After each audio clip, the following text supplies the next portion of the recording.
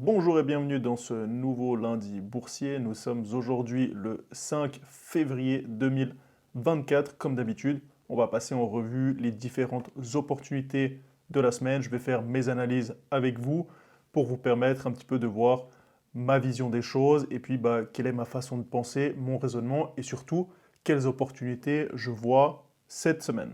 Avant de commencer, j'aimerais vous remercier pour l'accueil qui a été fait sur la dernière vidéo YouTube que j'ai postée jeudi passé, qui concerne les 3 grandes leçons que j'ai apprises en passant plus de 10 000 heures devant les écrans de trading.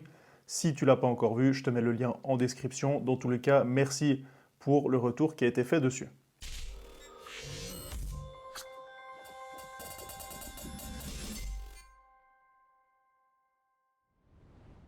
Pour commencer ce lundi boursier, comme d'habitude, on va regarder un petit coup le calendrier économique. Alors, on a des choses qui vont se passer cette semaine. Comparé à la semaine passée, qui, elle, était extrêmement chargée, ça paraît relativement vide et peu dangereux, si je peux dire ça comme ça. Alors, on a Powell qui a parlé aujourd'hui, pour le coup, c'était hier, aux États-Unis dans l'émission 60 Minutes.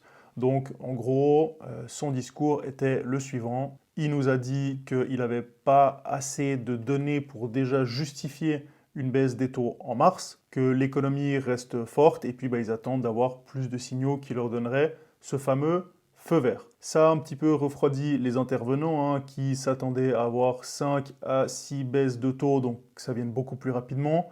Powell il a plus tablé, ou il table plus sur 3 baisses de taux cette année, donc grosso modo, si on peut résumer, la Fed ne sait pas vraiment où elle va, en tout cas en ce moment. Bien évidemment, le thème principal, ça reste toujours l'inflation. Donc, ce n'est pas seulement les taux, mais également tout ce qui est autour, tout ce qui s'y rapporte et qui peut influencer les décisions de la Fed par rapport à ces fameux taux. Ça va être par exemple, typiquement, les inscriptions au chômage. On sait que le chômage est un très bon indicateur pour la santé économique d'un pays. Donc à voir ce que ça donnera jeudi. La Fed s'intéressera grandement à cette nouvelle-là. Vendredi, on n'a pas grand-chose à part l'inflation en Allemagne, donc en zone Europe.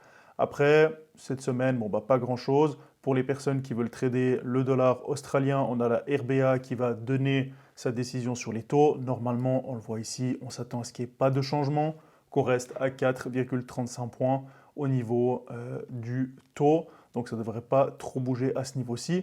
À voir, bien évidemment, ce qui va être dit. C'est surtout dans ce cas de figure-ci où on ne bouge pas, les perspectives qui vont être données, qui vont influencer la devise en elle-même, voir si ça va monter ou baisser. S'ils disent que pour l'instant, ils restent sur 4,35, mais ils pensent vraiment qu'ils vont baisser les taux rapidement, bien évidemment, ça va avoir un impact plutôt négatif sur la devise en question. Si par contre, ils suivent un petit peu ce qu'a dit Powell et puis qu'ils disent voilà, nous aussi de notre côté, on ne pense pas descendre les taux tout de suite, on va attendre un petit peu, ça peut être plus positif pour le dollar australien, en tout cas à court et moyen terme. Donc de nouveau, ce n'est pas uniquement lire le chiffre qu'on peut voir ici, mais c'est également qu'est-ce qui est dit, qu'est-ce qui est anticipé, et puis analyser un petit peu, décortiquer la situation actuelle du pays. Donc c'est toujours comme ça que je procède quand je fais mes analyses. Je commence par voir un petit peu le calendrier économique. Ensuite, je lis différents articles qui peuvent être sur Forex Factory, ça peut être sur Zone Bourse, ça peut être sur Forex Live, ça peut être sur plein d'autres sites, sur CNBC même, pour le côté géopolitique. Je pioche un petit peu partout. Et puis ensuite, en fonction de ça, je fais un petit peu mon résumé au niveau de la situation économique de chaque pays. Est-ce que c'est plutôt positif pour une devise ou une autre, ou même pour les entreprises, quand je veux trader les indices, et puis en fonction, je fais mes analyses techniques et non l'inverse. On va commencer maintenant nos analyses graphiques, comme d'habitude, avec les indices américains, et plus précisément, on débute avec le Dow Jones, toujours en contrat futur, et ma plateforme est ProRealTime pour ceux qui le demandent. J'ai eu des questions à ce sujet récemment. Qu'est-ce qu'on peut voir en unité de temps journalière? Pas trop de doute à ce niveau-ci, on est toujours extrêmement haussier. Au niveau du contexte économique, ça devrait un petit peu baisser, mais ça ne veut pas. Ceci étant dit, on descend en unité de temps inférieure rapidement parce qu'en daily, c'est assez clair. Qu'est-ce qu'on voit? On voit qu'on a refait des plus hauts. Fin de semaine passée, c'était la bougie de vendredi en fin de journée, donc on a eu une poussée et puis on est revenu clôturer en rouge. Et puis là, on a une petite correction en ce lundi. On voit qu'on a un petit niveau en 4 heures de plus haut ici, sur lequel on est en train de se réappuyer actuellement. Maintenant, la question, c'est bien évidemment de savoir est-ce qu'on va repartir ou bien est-ce qu'on va repartir en dessous. Ça, c'est la question que tout le monde se pose. On descend en unité de temps inférieure. Alors, je vais nettoyer un petit peu le graphique. J'ai déjà fait quelques tracés. On peut voir un support oblique qui, pour moi, tant qu'il n'est pas cassé, tant qu'il est respecté, ça veut dire que la tendance n'est pas remise en cause. Donc, tu l'as compris, tant qu'on est au-dessus de ce support, je chercherai uniquement des achats. On est en flux haussier, les marchés sont hauts.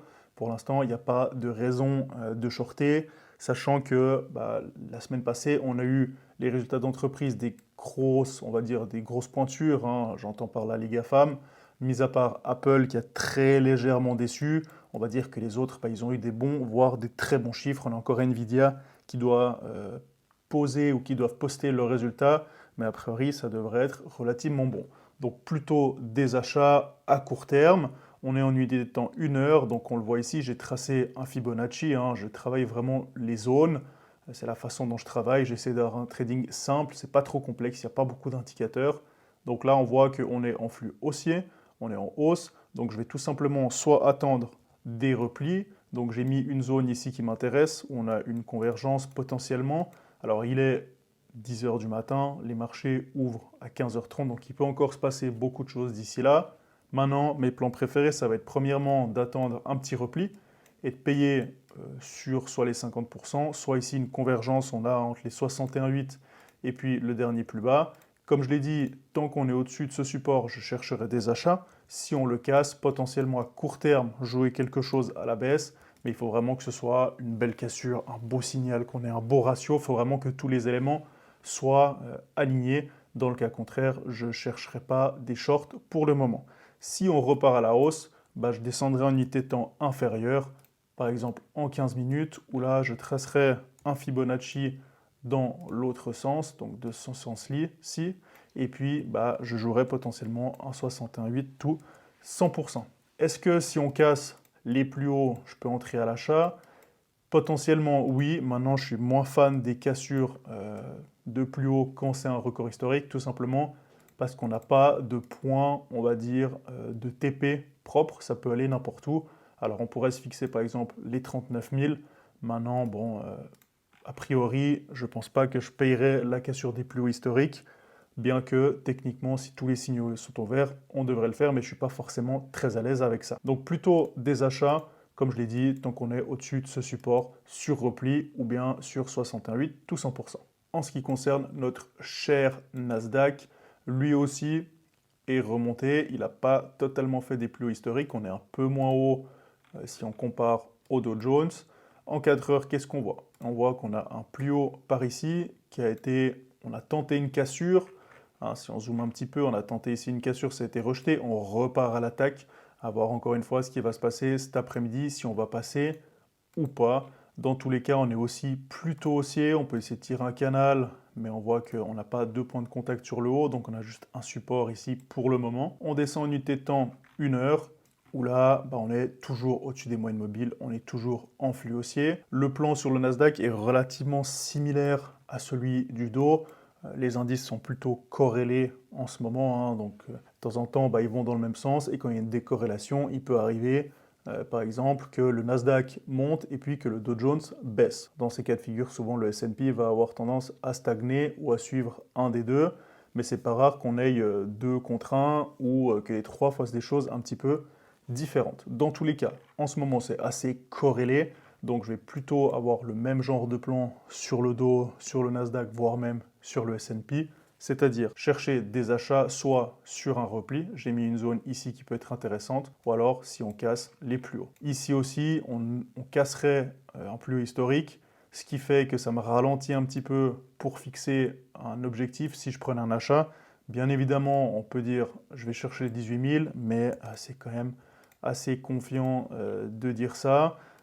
On n'a aucune garantie que ça aille jusque-là. Ça peut tout simplement faire une fausse cassure. Donc de nouveau, d'un point de vue technique, oui, mais je ne suis pas très à l'aise dans la cassure des plus hauts historiques. Donc comme sur le dos, relativement simple. Soit attendre un repli, ou bien alors descendre en unité de temps inférieure pour ensuite aller chercher des niveaux de Fibonacci ou des niveaux un petit peu plus court terme. En ce qui concerne le Forex, j'ai deux opportunités qui m'intéressent. Les deux sont basées sur de l'euro. Une, c'est sur l'euro CAD et l'autre, on peut le voir ici, c'est l'euro dollar. Commençons par l'euro dollar canadien. Alors, qu'est-ce que j'ai en journalier? On voit qu'on stagne un petit peu à très long terme. On est plutôt en latéralisation, on voit. Maintenant, à court terme, si on zoome un petit peu, on voit ici qu'on a eu une sorte de range. On va mieux le voir si on descend en unité de temps inférieure. On a eu une sorte de range qui s'est mis en place. Et puis, si on casse par le bas, on pourrait jouer le flux. Si je remonte un petit peu, on voit qu'on est passé en flux baissier, qu'en 4 heures également on est en baisse, et puis on a les 61,8 qui peuvent retracer au 100%. Donc si on venait à casser ici par le bas, avec un joli pullback, je pourrais potentiellement entrer en position. Le placement du stop, pour ceux qui sont agressifs, on le mettrait ici au-dessus, parce que si on revient chercher les plus hauts, ça invalide le plan. Maintenant, bien évidemment, on n'est pas à l'abri de la volatilité. Pour les gens qui veulent être un petit peu plus sécures, tout simplement, on le mettra au-dessus des 50. Ça nous donnera quand même, en entrant sur les 61,8, un ratio qui est plus que convenable, puisqu'on a un ratio de plus de 2, même très largement. Donc un plan qui peut se valider très prochainement, on voit qu'on a quand même une petite pression ici. Bien évidemment, ça peut toujours casser par le haut, je le rappelle, on fait des possibles plans, on prédit des choses, et puis si le plan se déclenche, on entre en position. Si ça venait à partir par le haut, tout simplement, le plan serait annulé et je ne surveillerai plus cette paire. Donc ce que je fais dans ce cas de figure-ci, ça ne sert à rien de rester 3 heures devant le graphique. Je vais prendre une alarme que je vais mettre ici sur les 61,8 et tout simplement, au moment de la clôture de la barre courante, je vais avoir une alerte qui va se déclencher et je sais que je vais venir voir cette paire de devises pour potentiellement entrer en position ou encore attendre. La deuxième paire qui peut m'intéresser, c'est l'euro-dollar avec cette zone ici de polarité aux alentours des 1,07. On n'en est pas très très loin. On est en baisse à ce niveau-ci et puis on arrive gentiment vers cette zone-là. Alors, on pourrait potentiellement rebondir ici.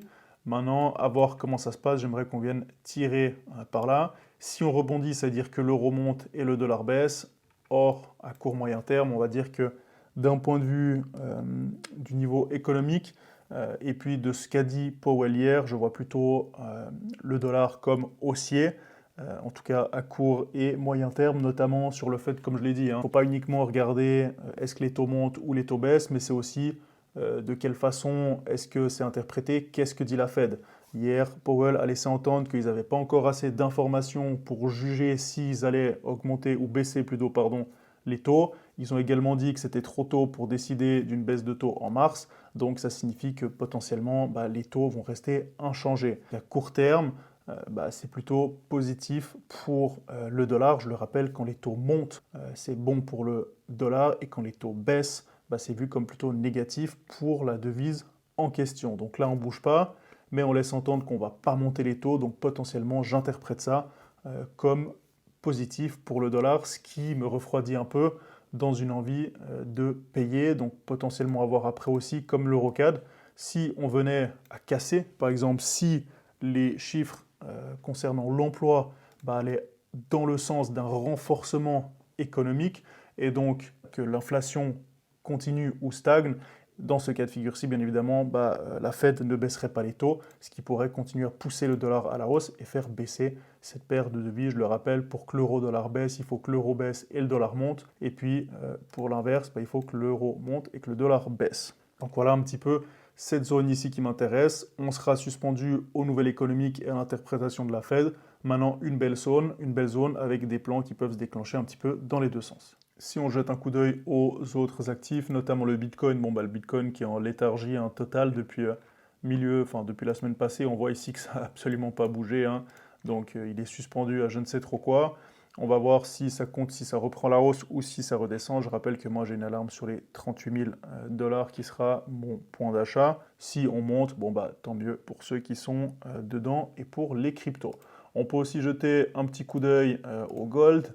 Donc le gold qui lui aussi bouge pas énormément, il est en train de recasser son petit canal par le bas, on a buté ici au-dessus. À voir avec tout le contexte géopolitique, notamment ce qui se passe, on a vu que les États-Unis avaient mené des actions contre les Houthis. Donc à voir un petit peu ce qui va se passer, si ça va faire en sorte que le conflit s'escalade encore, ou est-ce que ça va calmer les choses, ou il va y avoir un retrait d'un camp ou de l'autre. Ça, on ne sait pas, mais dans tous les cas, on sait que la géopolitique a quand même une grosse influence sur les niveaux de l'or, donc à surveiller ça de très près. Et puis le pétrole qui lui a rebaissé, on a les stocks de pétrole mercredi, on verra ce qu'il en dit, mais dans tous les cas on est à 72 dollars le baril actuellement. C'est la fin de ce lundi boursier. Comme d'habitude, j'espère que ça vous a plu, que vous avez appris quelque chose. Si c'est le cas, montrez-le moi en vous abonnant à la chaîne, en mettant un commentaire. Si vous avez des questions ou si vous avez des indices